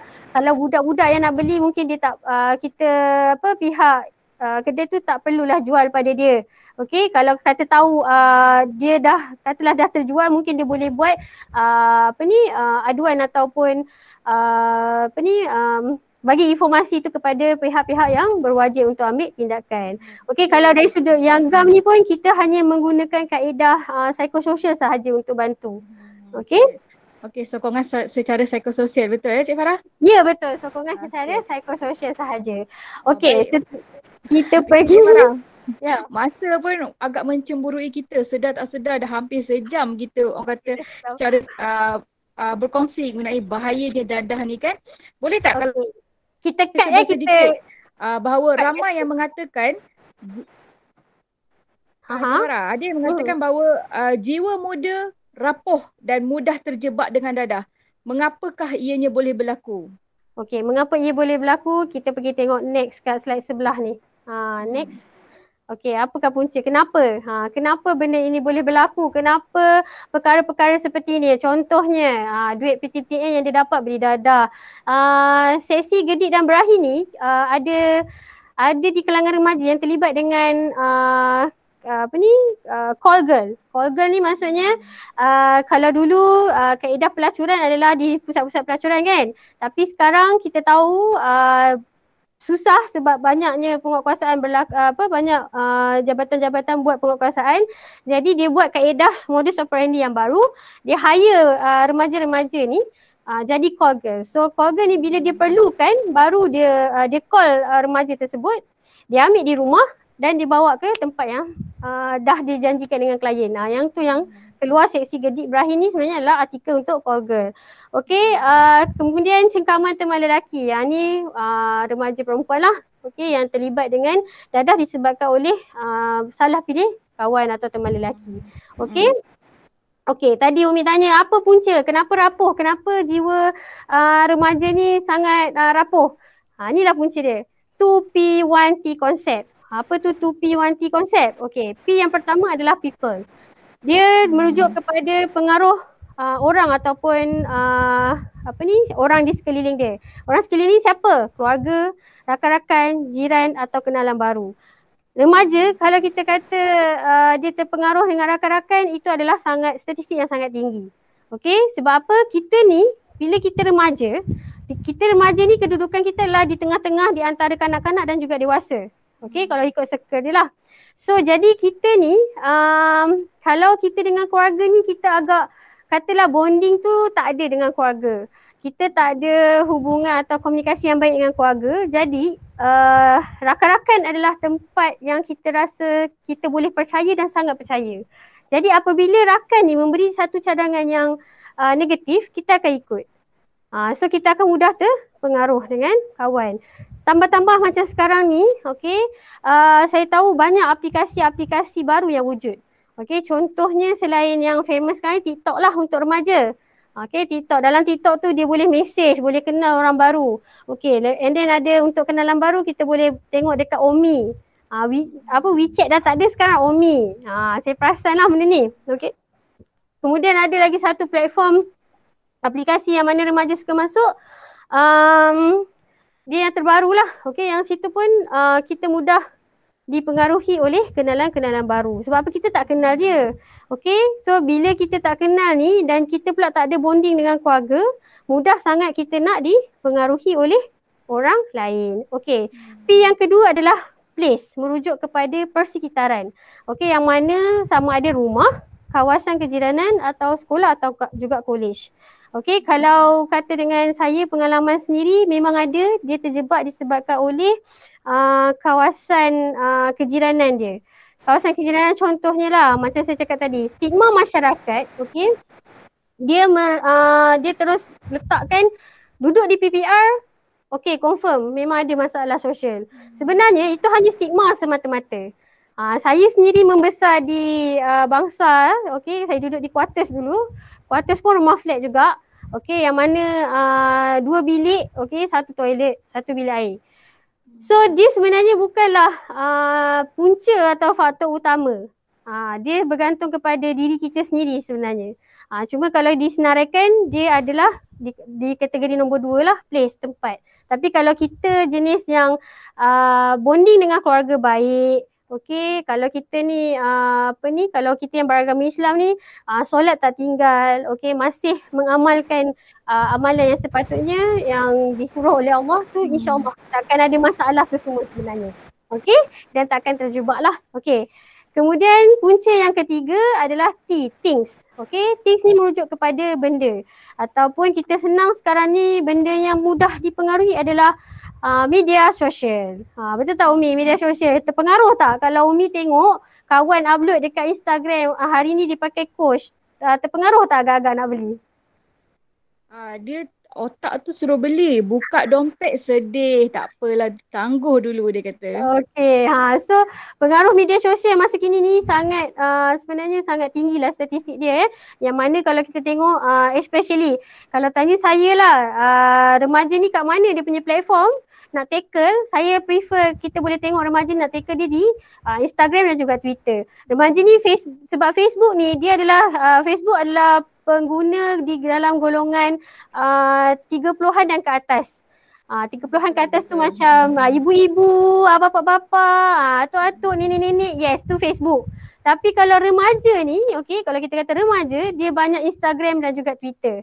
Contohnya lah, kadang-kadang dia tengok kawan dia post unboxing iPhone 12. Contoh, dia pun mulalah mencari akal. Macam mana nak dapatkan duit untuk beli benda-benda yang sedemikian untuk dia pun nak post juga dekat IG. Sebab itulah adanya call girl ni tadi, terlibat dengan call girl. Sebab apa? Dia nak juga dapatkan perkara yang sama atau benda yang sama macam kawan dia tadi. Biasanya sebab itulah mereka mengatakan bahawa jiwa muda ni mudah terpengaruh dengan sesuatu. Selain daripada ingin mencuba benda yang baru, boleh dikatakan bahawa kalau kau ada, aku pun mesti ada. Boleh Cik Farah macam tu? Betul. Maksudnya dia nak bersaing tapi cara saingan tu adalah tak sihat, yang tak baik. Kita sepatutnya mengukur baju di badan sendiri. Kalau kita rasa belum mampu, okey, teruskan usaha, cari alternatif yang sebaiknya untuk kita dapatkan perkara yang kita inginkan. Bukan dengan menggunakan kaedah yang kita rasa cepat tapi kesan dia nanti memberi kesan yang tak baik pada diri kita lah. Okey? Okey, Cik Farah. Okey, boleh saya kita bertanya lagi 2 soalan sebelum kita boleh. Lanjutkan kita punya program ke penghujungnya sebab masa pun dah 11.30 kan, sekejap. Boleh. Macam tak cukup saya rasa. Boleh, okey. Okey. So pada pandangan Cik Farah, bagaimanakah untuk remaja ni mengelak ataupun menepis segala ancaman yang berkaitan dengan bahaya dadah? Okey, macam mana nak kata tidak pada dadah tadi kan? Okey, kalau katanya saya sendiri selaku saya juga pernah remaja. Okey, saya juga duduk di kawasan berisiko tinggi sebelum ni. Okey, apa yang kita boleh buat sebagai seorang remaja ni sebenarnya kita tepuk dada, tanya kita punya hati. Apa yang hala tuju yang kita nak sebenarnya? Apa hala tuju kehidupan kita? Okey, yang pertama kalau adik-adik semua boleh buat, okey, tulis dalam satu kertas. Okey, satu kertas apa hala tuju dan wawasan adik-adik untuk ataupun matlamat. Okey, matlamat dalam hidup yang kita nak. Dah tulis tu tampal dekat tempat kita tidur tu. Okey, tampal kat tempat kita tidur. Jadi sebelum tidur kita baca, bangun tidur pun kita baca. So bila kita tengok apa yang kita nak tu, automatically kita akan nak buat benda yang negatif ni, kita akan fikir banyak kali. Dan yang paling utama sekali, yang selalu saya buat lah, okay? Yang selalu saya buat untuk elakkan perkara-perkara negatif ni, apa sahaja ajakan yang buruk, sebelum kita nak ikut, ingat, kita bukan bawa nama kita sahaja, tapi kita bawa nama keluarga. Kalau macam sekarang kan, nama saya Nofara Wahidah binti Abdul Rahman. Okey. Katalah saya buat sesuatu perkara yang jahat, yang buruk. Orang tak akan cakap, Farah tu lah yang buat. Tak. Tu anak Pak Rahman tu buat, dia kata. Nampak tak? Kita bawa nama keluarga. Jadi apa-apa kita nak buat, letakkan keluarga dulu dalam kepala kita. Kalau aku buat ni nanti menconting arang ke muka ibu bapa aku juga. So apa-apa pun kita letak keluarga tu yang utama. Dan yang paling utama sekali dah semestinya lah kita kena letakkan Allah Subhanahu Wa Taala tu adalah perkara yang pertama. Okey, apa-apa nak buat tu kita kena ingat Allah tu tengok, Tuhan tu lihat. Dia tengok apa yang hamba dia buat. So berbalik pada agama dan juga berbalik kita kepada keluarga kita. Okey? Okey, Cik Farah. Perkongsian yang sangat menarik. Tadi kita dah kenal pasti punca kan, apakah kesan dan juga yang terakhir Cik Farah, sekiranya ada kenalan-kenalan ataupun orang terdekat dengan kita lah kan, terlibat dengan penyalahan gunaan dadah. Jadi bagaimanakah untuk kita menyalurkan maklumat ataupun informasi mengenai pengguna dadah ni kepada pihak ADK? Adakah selamat kita punya maklumat tu? Okey, untuk kita ada macam ADK sekarang ni kita ada buka hotline, okey, hotline ADK yang mana kita boleh menggunakan cara telefon, okey, hotline ADK secara telefon ataupun secara WhatsApp. Okey, kalau telefon, kalau Umi nampak dekat bawah tu kan tadi, dia yang bergerak-gerak kan, hotline ADK tu boleh call 0389112233 ataupun rasa tak nak telefon lah, malu nanti orang tahu. Okey, boleh WhatsApp dekat 0196262233. Okey, selamat ke tak maklumat ni sebenarnya bila kita dah buat aduan? Selamat. Sebab apa? Kita ada termaktub di bawah Akta Rahsia Rasmi. So maksudnya apa-apa informasi, apa-apa maklumat yang diterima oleh orang awam ataupun komuniti, kita akan simpan dan rahsiakan. So tak akan ada, maksudnya tak akan ada kebocoran rahsia lah. Okey, akan ada, sekiranya berlaku kebocoran, tindakan tu akan diambil lah sebenarnya. Okey?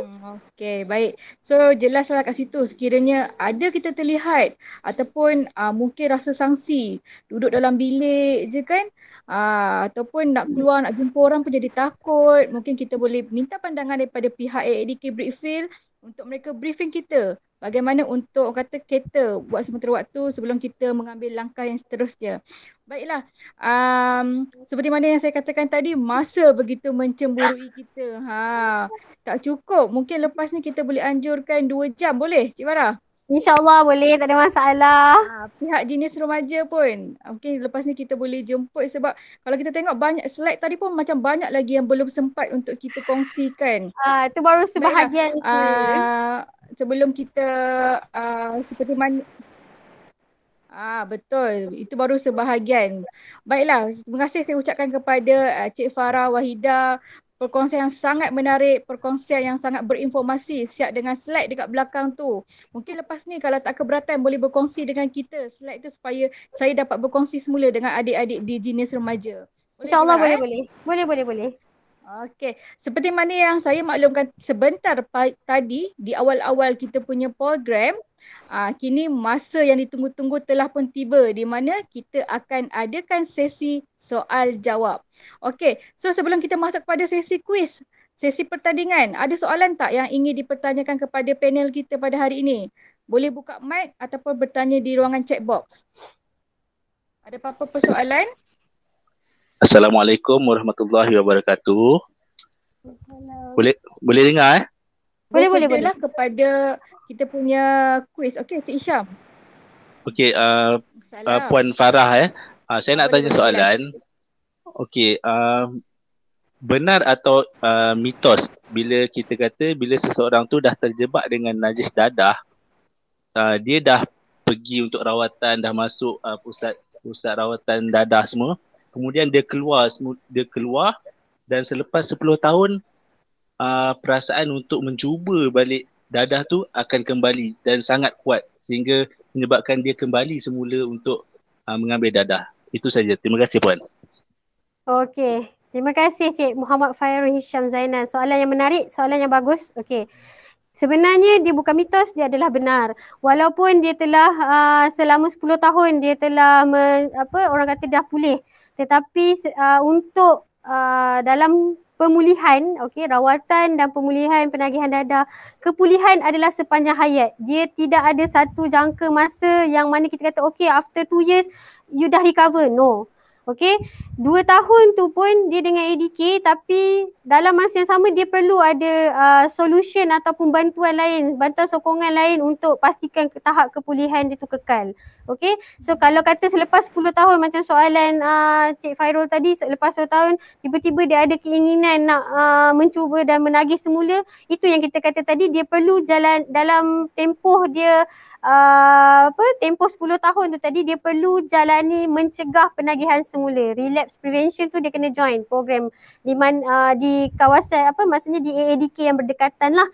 Okey. So daripada program mencegah penagihan semula ni lah yang akan membantu dia supaya dia tak akan ada perasaan ataupun dia akan boleh mengelak dari trigger. Trigger ni atau kita kata pencetus untuk dia terlibat semula dengan masalah dadah tu tadi. Biasanya yang terlibat semula selepas 10 tahun ni kita akan tengok sama ada dia ada masalah keluarga ataupun dia ada masalah kewangan. So dia tak ada support dari atau contohlah biasa yang saya pernah jumpa kes saya bila dia dah lama dah saya tak jumpa ni, contohlah dah 6 tahun. Dia dah memang biasanya kita tahu dia sihat, tak ada masalah. Tiba-tiba dia terlibat balik. Bila kita tanya, puan saya baru lepas bercerai. Puan saya baru lepas kehilangan kerja. So memang itu adalah dua faktor utama lah biasanya kenapa seseorang tu terlibat semula dengan dadah. Okey, kalau kata dengan kawan-kawan tu dia sebab 10 tahun dia dah pulih. Maksudnya tak terlibat dengan dadah dalam tempoh 10 tahun, bermaksud dia dah boleh elak daripada terikut pengaruh rakan tadi kan. Tapi bila melibatkan dua faktor ni tadi, keluarga dan kewangan ni tadi, ramai yang susah nak kawal. So bila dia terlibat dengan dua masalah ni, mesti dia akan terjebak semua. So jawapan saya dia bukanlah mitos, dia adalah benar. Selepas 10 tahun pun masih boleh lagi terlibat dengan masalah dadah ni tadi. Okey? Baik. Okey, terima kasih Puan. Saya ada satu lagi soalan. Okey. Okey, macam program pemberian metadon Okey. kepada apa sebenarnya objektif pemberian metadon itu? Kalau ada orang kata macam kita menggalakkan pula mereka. Jadi saya minta pandangan daripada yang ahlinya lah. Terima kasih Puan. Bagus Cik Fairul ni. Sebenarnya Cik Fairul ni dia pensyarah ke studi ke apa sebenarnya? Cik Fairul merupakan kita punya pengurus di Dinas Remaja. Pengurus Genius. No wonder. Okay. So, menarik sebab bukan semua orang tahu pasal metadon ni. Okay. Metadon ni sebenarnya dia adalah dadah gantian untuk mereka yang terlibat dengan dadah jenis opiat. Opiat ni yang tadi yang saya sebut heroin dan juga morfin. Untuk mereka yang ambil dadah jenis lain tak sesuai diberikan metadon. Metadon ni tadi sebenarnya dia macam saya boleh umpamakan macam ni lah. Bila kita ada kencing manis, kita kencing manis yang teruk, okey? Kita doktor diagnose kita kencing manis yang teruk, kita perlu ambil insulin, betul? Okey. So metadon ni seperti insulin lah. Kalau kita ada kencing manis, kita kena cucuk insulin setiap hari. Macam tu jugalah metadon dia perlu ambil setiap hari. Tapi dia bukanlah menggalakkan. Dia sebenarnya nak mengurangkan mengurangkan penggunaan dadah jenis heroin dan morfin tu tadi. Okey, nak bantu dia supaya dia boleh jalani kehidupan normal seperti biasa. Tapi dia ada syarat dia. Kena ambil kena terlibat dengan dadah heroin atau morfin ni tadi 2 tahun dan ke atas. Okey. Kemudian kita kena buat liver function test dia. Kita tak nak ada masalah, dia ada masalah penyakit TB ke, hepatitis ke ataupun HIV test pun kita buat. Okey. Sebab apa? Bila dia ada penyakit hepatitis, TB, HIV dan sebagainya, ubat-ubat ni tadi akan potong metadon tu. Akan potong metadon dalam otak dia tadi menyebabkan dia rasa metadon tu tak membantu untuk dia menjalani kehidupan seperti biasa dan dia akan sulam balik dan ambil balik dadah heroin morfin tadi. So metadon ni dia sama fungsi dia macam kita kata kita ambil insulin tadilah. Cuma doktor akan bagi mengikut dos dia tu mengikut keperluan seseorang tu. Okey, dan dia bermula dengan 20 mg. Okey. Kalau patient tu kata doktor tak cukup, saya rasa macam ada withdrawal, ada gian. Doktor akan naikkan 25 mg. Dia naik sikit demi sikit. Okey, dan ada juga saya punya kes yang mana selepas dia ambil metadon tu dia memang stop ambil heroin dan morfin dan sekarang dos dia daripada 125 mg dah turun kepada 52 mg. Maksudnya dia dalam awal sikit, naik demi sikit sampai satu tahap yang dos tinggi and then sampai satu tahap dia sendiri yang minta doktor rendahkan sebab dia rasa dia dah okey. Sampai satu tahap ada kes saya yang dah tak ambil juga metadon. So fungsi metadon ni dia sama macam insulin lah orang yang kena kencing manis tu. Okey, cuma dia bukanlah kita kata menggalakkan, tidak. Dia membantu supaya penagih dadah jenis opiat base ni untuk berhenti daripada ketagih dengan dadah tu tadi. Dia ibarat mengurangkan kebergantungan kepada dadah jenis opiat Puan? Yes, mengurangkan kebergantungan, betul. Okey Cik Fairul menjawab persoalan Oh, terima kasih. Okey. Terima kasih. Okey, ada sebarang soalan lain tak? Okey, dekat chat box tu ada soalan dari Isma 655. Okey, dia kata kalau vape tu dadah juga ke? Okey. Vape tu adalah dia sebenarnya satu benda okey yang menggantikan rokok sigaret yang kita tembakau tu. Okey. Vape ni dia dalam dia perlu masukkan cecair. Okey, cecair untuk dapatkan masukkan flavor tu tadi untuk dapatkan rasa. Okey, sebenarnya vape bukanlah dadah tapi dari sudut kesihatan dia tidak memberi atau membantu pun seseorang tu berhenti dari menghisap rokok. Sebab apa? Kadar kandungan nikotin dalam cecair atau flavor tu sebenarnya lebih tinggi berbanding dengan nikotin yang dalam rokok yang sedia ada. Sebab yang rokok yang sedia ada tu dikawal, okey, kadar nikotin dia. Tapi cecair vape tu tadi, nikotin dia tak dikawal. Tak pasti berapa persen pun dia letak. Okey, dan satu lagi dia membahayakan sebenarnya. Membahayakan dari sudut kita punya paru-paru dan sebagainya lah. Sebab dia bercampur berbagai jenis flavor dan sebagainya. Okey, tapi dia bukanlah dadah. Okey? Okey, baik.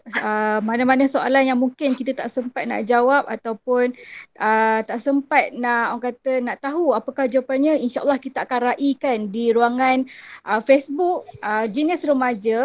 Kalau ada soalan yang mungkin masih lagi tertanya-tanya di minda, boleh typekan di ruangan Facebook. Nanti kita boleh minta Cik Farah untuk komen jawapan yang insya-Allah betul lah nanti boleh. Jadi tanpa membuang masa, okey, kita akan mulakan kuis berkaitan dengan topik kita pada hari ini, webinar remaja bebas dadah. Okey, boleh ke kita pancarkan di skrin kita punya kuis pada hari ini? Baiklah, untuk pengetahuan semua, hanya 5 pemenang sahaja yang akan dipilih bagi memenangi hadiah daripada pihak Genius Remaja. Oleh itu, pastikan jawab dengan tepat, pantas. Okey. Sebab apa yang telah dikongsikan oleh Cik Farah pada hari ini, itulah soalan yang kita tanyakan dalam kita punya kuis pada pagi ini. Baik, saya berikan masa dalam tempoh 2 minit untuk bersedia. Nak buka buku balik ke? Kalau ada buat nota, nak tengok balik nota ke?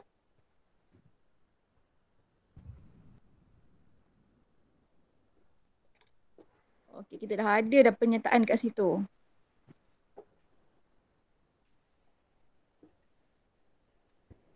Tahu.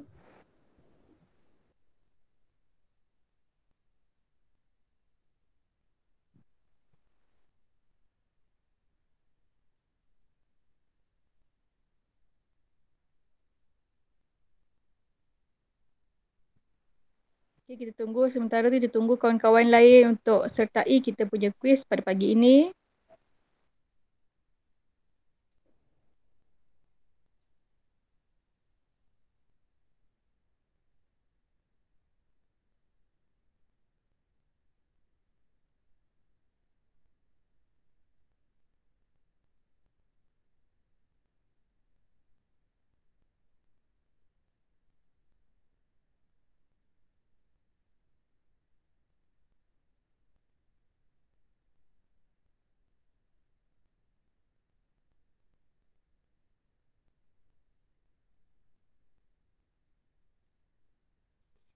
Okey, ada lagi tak? Ataupun hanya 5 orang sahaja? Kalau 5 orang ni, nampaknya semua akan menang ni. Okey, ada seorang lagi bertambah.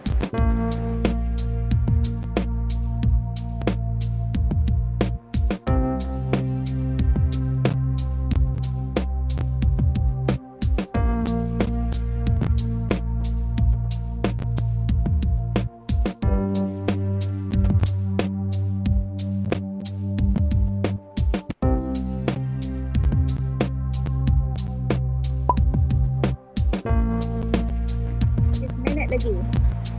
Kita mulakan kuis kita pada hari ini.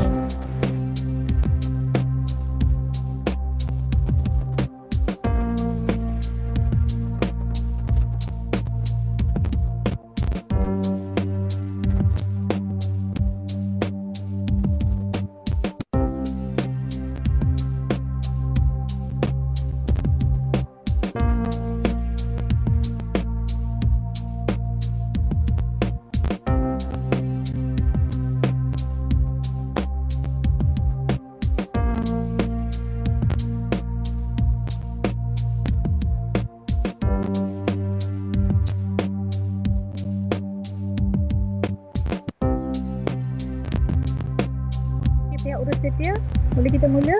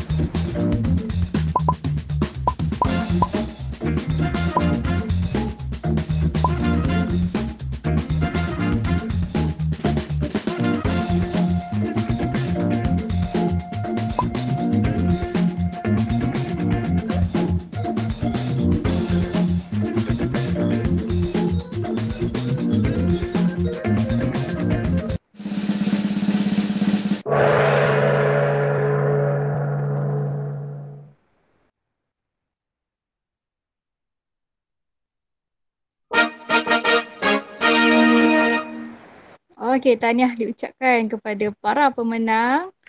Mohon untuk tinggalkan nombor telefon di ruangan chatbox untuk pihak bersedia menghubungi anda.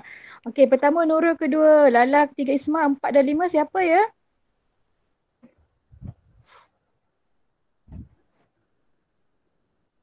Okey, Dol dan juga Hanani. Nanti boleh tinggalkan nombor telefon di ruangan chatbox untuk pihak bersedia menghubungi. Bagi mana yang belum kata berkesempatan untuk memenangi kuis yang kita anjurkan, insyaAllah boleh praktis lagi lepas ni untuk program-program akan datang, insyaAllah. Okey, ceramah sudah, kuis pun sudah. Okey, mohon untuk semua. Dol tu saya suspek seseorang, Puan Azrina, saya pun macam kenal siapa itu Dol. Okey, mohon untuk semua buka kamera bagi kita bergambar kenang-kenangan. Boleh Kita bagi masa seminit untuk siap. Nak kepek-kepek tudung ke?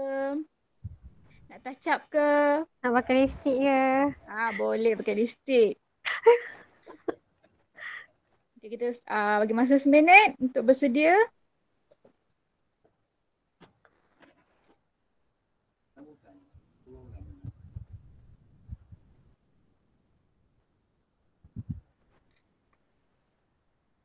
Okey, pihak bersedia boleh kira.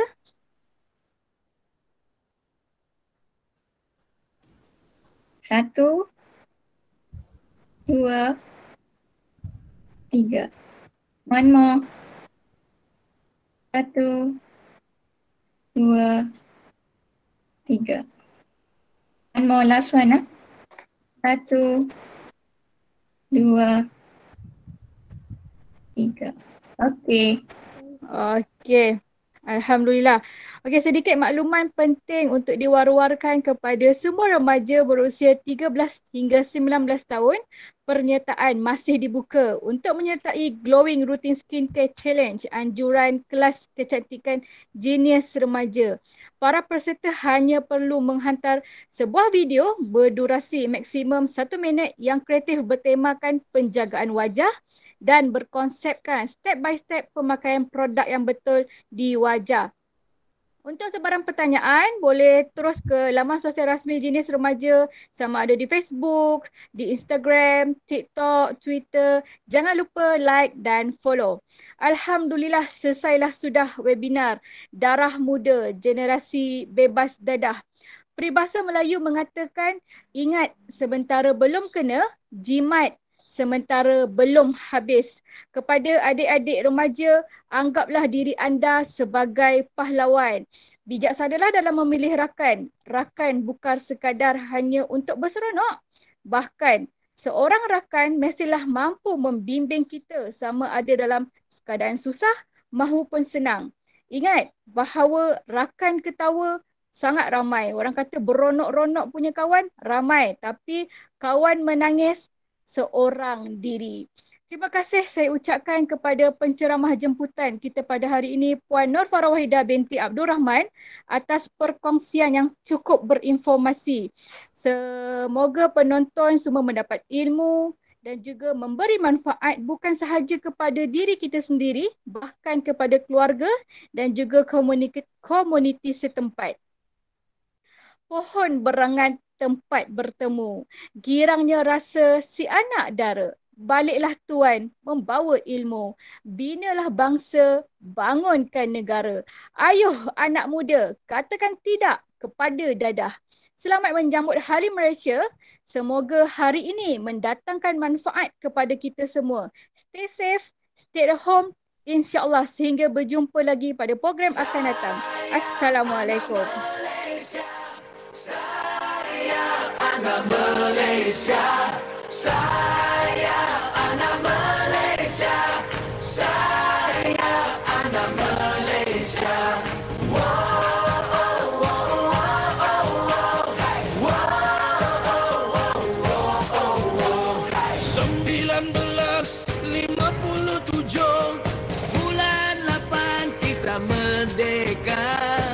Setelah dijajah oleh orang Inggris, Kamikaze dan Portugis.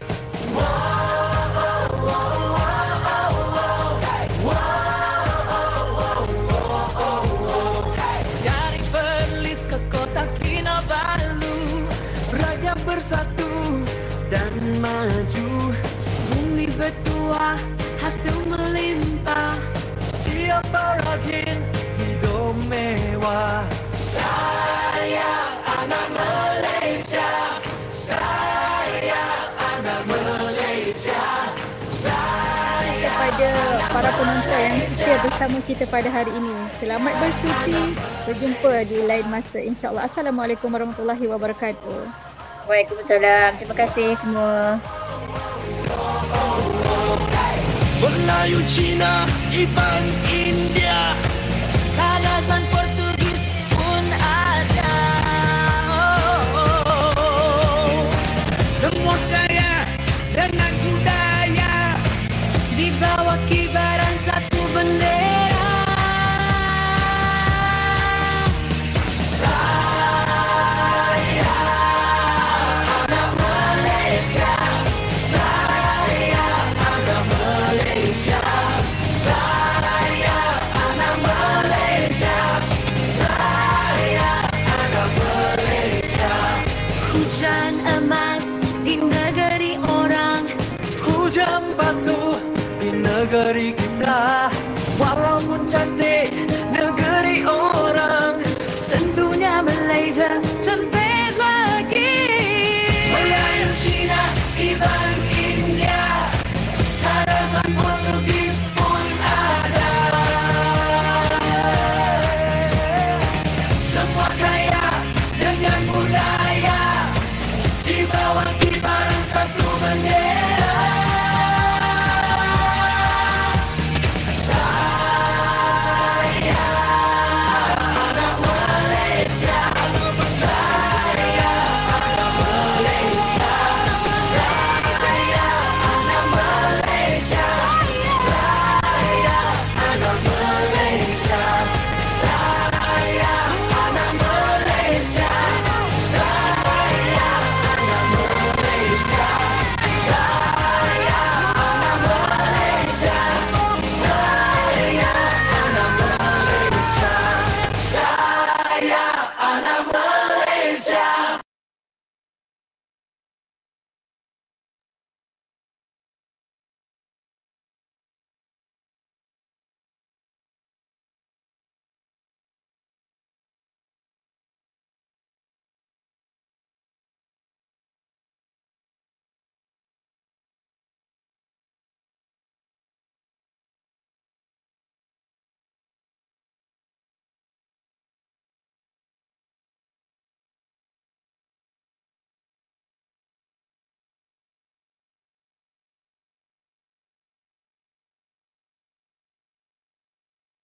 Sri dah boleh record.